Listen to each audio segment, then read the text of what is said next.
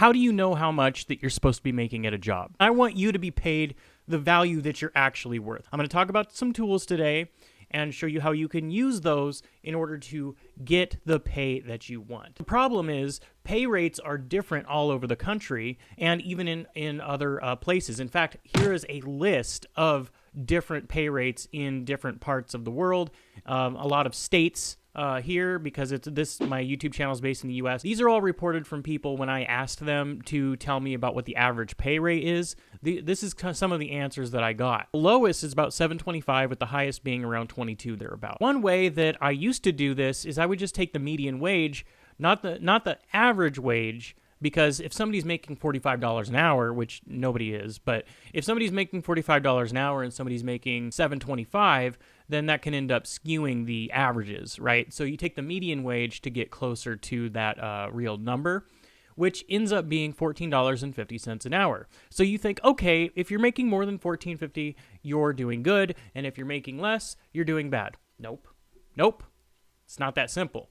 And the reason why is because in Austin, Texas right now, apartments, one-bedroom apartments go from a range of $1,200 to $1,800. Most of these places require 3 times the amount of rent. So you need to be taking home $5,400 a month in order to have an $1,800 place to stay in Austin, Texas. You need to be making $33.75 an hour as a cook in order to survive in Austin, Texas.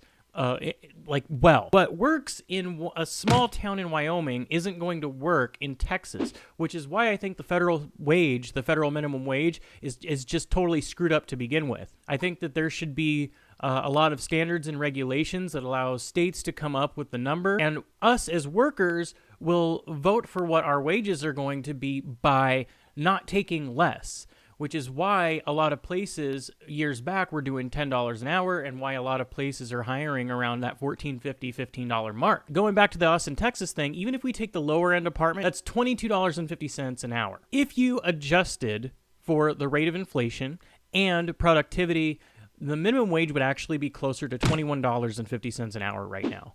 It's nowhere near that, obviously. It's less than a third of that, I believe. It's $7.25. So it's a third of what it should be. And you wonder why people are working full time and sleeping in their fucking cars, developing smoking and drinking habits, fucking burnt out and depressed. Actually, if you're burnt out, I got a video up here. It's all about burnout and what you can do about it. So go ahead and check that out if you want. Now, the other thing. So we talked about median pay rate. We talked about standard of living in different states, but I haven't gotten to the core issue. How do you figure out if you're being underpaid, and how do you figure out what exactly to ask for on your application or at your interview? So I'm going to make up a fake town. We'll call it Fartsville. So in Fartsville, the average studio apartment, one bedroom, whatever, that I would be looking for to live, I looked all those up on Craigslist, Facebook, and whatever, and I decided to go with 4 different numbers, and this gives me a good range, around $850 to $1,200, right? $850, $650, $1,200, and $900. We'll say that those are the 4 places I found for rent a month. Now, because of the rules that apply for a lot of places wanting 3 times the rent, the reason why they want that is because they want to know that you'll be able to pay rent, but they also want to make sure that you're able to afford groceries and insurance and car payments and food for your pets and medical stuff and all of the other crap that comes with being alive, because being an adult fucking sucks sometimes, right? If you make 3 times the rent, then they qualify you. If you don't, then they disqualify you. So what we're going to do is we're going to take the Fartsville rent numbers, and we're going to times them by 3 in order to kind of simulate this. So when we times those by 3, we have 2,500, 1950, 3,600, and 2,700. So we have 4 different numbers. Now what we're going to do is use a median calculator. That calculator I'm going to put in the description, so you can actually do this along if you decide to do any research while you're watching this video. Go ahead and open up that calculator. You don't have to type these numbers. You don't have to type the Fartsville numbers in. I want you to find apartments for the area that you're going to be moving to, or the area that you currently live in. Even use your own house if you want as an example for this. So we're going to use the median. We're going to type in those 4 numbers, and the median comes out to $2,600. So In order to survive in Fartsville, I need to make $2,600 a month. Now let's figure out how much that is per hour. 2,600 divided by 2 is 1,300. 1,300 divided by 80, which is 2 weeks working 40 hours a week, that's a full-time job, comes out to $16.25 an hour. So when I'm filling out my application, if they offer me anything less than $16.25, I know that I'm getting screwed, and I need to either find another job or I need to just take this job for now and keep looking and move on to something better eventually. I want you to really think hard about what your value is. And now I feel this $16.25 should be the average pay rate in this town of Fartsville for cooks on average. So there's going to be a few things that skew this. Number one, if you're brand new to the industry, $16.25 might be kind of hard to get.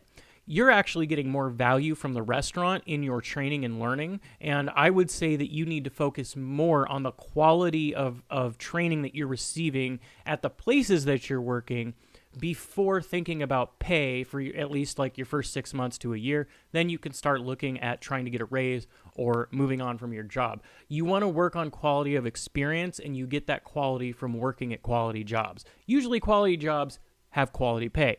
But that's not how real life works. But people that have been working for a while, say between 1 to 5 years, I want you to think of your value. What value do you bring? How much do you really know? How much experience do you have? How awesome are you on the cook line? Like, be honest with yourself. How good are you? And if you aren't getting paid for what you think that value is, you are being underpaid. It's that simple. So take that $16.25 from Fartsville and tack at least $2 on, make it $18, or better yet, ask for $22 an hour, because you know what's going to happen. You're going to go into the interview, you're going to say you want $22 an hour, and if they want you bad enough, and if you're good enough, they will either agree to it, depending on where you're at in the state, or they will try to negotiate and be like, well, we can't really do 22, but how would you feel about X? How would you feel about 1875? You know, we can go there, and then we do have merit raises and annual raises and stuff like that. How is that for you? And then the worst that they're going to do is move on. But if you don't get the job for that interview, stop acting like these jobs are doing you a favor. You are interviewing them just as much as they're interviewing you, and you need to think about what your perceived value is and what you have to offer the company and what they're paying for, right? So take those things into account when coming up with your wage. Obviously, there's even more caveats, like things like sous chef, exec chef position. From there, I'll just throw a couple numbers out. The Central Texas area, executive chef positions are anywhere from $52 to $65K, depending on where you're at. Like if you're in the Round Rock area, you're looking at $65,000 a year. Up north of Austin, it's closer to the 50, 52, 55 kind of mark on the higher end. And then obviously sous chefs, regional chefs, and all of those have their pay scales as well. So for those of you that are in that kind of a position, really the only thing that you can do outside of this is go on Glassdoor, LinkedIn, and things like that, and look for jobs that have pay transparency.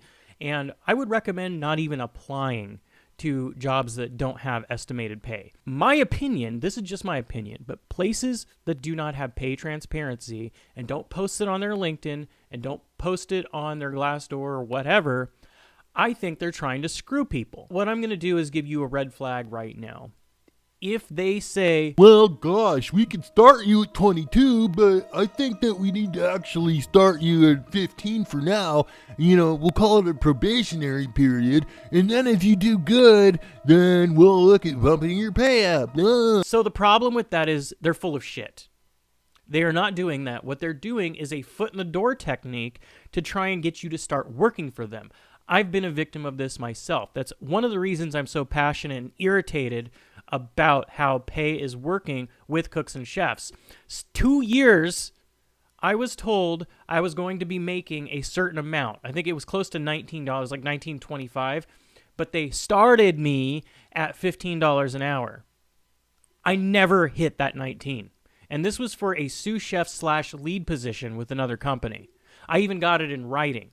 And when I quit, I made sure that I didn't burn my bridge, but I cited that paper in the reason why I was leaving the company. It's really important that you don't get screwed, and that's why I did a whole video on red flags. I hope that you find what you're looking for, whether that is through the being paid for your true value, the experience that you're going to get as a new cook, whatever it is. What I'm looking at right now is a camera lens, but the whole reason that I do this is because I want to see other cooks succeed, and I want you guys to have the tools that I didn't get when I was new to the industry. Take these tools, use what you want, throw away what you don't think works, leave your opinions and comments below, subscribe to the channel for more info on being a line cook or a chef, tips, tricks, and all that. But otherwise, you guys have an awesome day, and I'll catch you on the next one. Peace.